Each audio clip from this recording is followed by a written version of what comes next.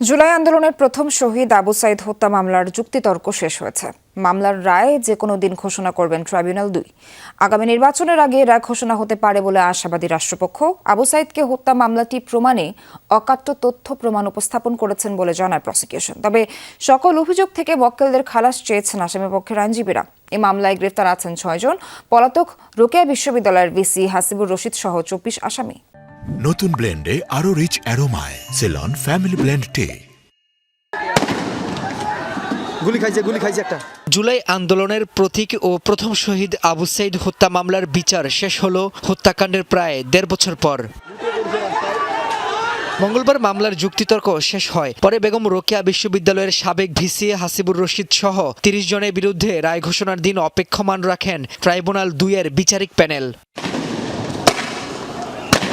Prosecution জানায়, আবু সাইদ হত্যা মামলা প্রমাণে তারা অকাট্য তথ্য ও দালিলিক প্রমাণ উপস্থাপন করেছেন। মামলার আসামিদের সর্বোচ্চ শাস্তির প্রত্যাশা তাদের। নিশ্চিদ্র প্রমাণ দ্বারা উপস্থাপন সক্ষম হয়েছি।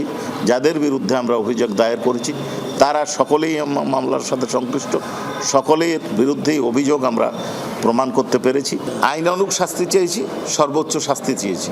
ট্রাইব্যুনাল বিবেচনা করে দেখবেন আমাদের বক্তব্য সঠিক কিনা। যদিও মামলার আসামি পক্ষের আইনজীবীদের দাবি, আবু সাইদকে পুলিশ গুলি করে হত্যা করেছে তা প্রমাণ করতে পারেনি প্রসিকিউশন, যার কারণে তাদের মক্কেলদের খালাস চেয়েছেন তারা।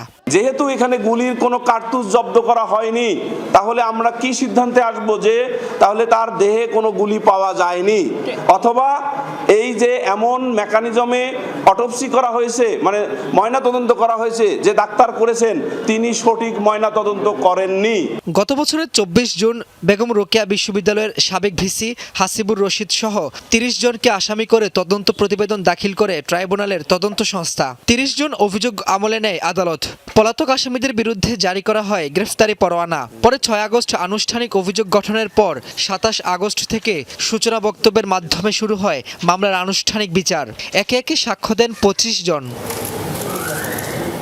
মামলায় আসামি হাসিবুর রশিদ সহ 24 জন পলাতক আছেন। বেগম রোকেয়া বিশ্ববিদ্যালয়ের সাবেক প্রক্টর শরীফুল ইসলাম, পুলিশের সাবেক সহকারী উপপরিদর্শক আমির হোসেন সহ 6 জন গ্রেফতার আছেন। আগামী নির্বাচনের আগেই আবু সাইদ হত্যা মামলার রায় ঘোষণা করা হবে বলে আশাবাদী রাষ্ট্রপক্ষ। রাব্বি হোসেন, যমুনা নিউজ, ঢাকা।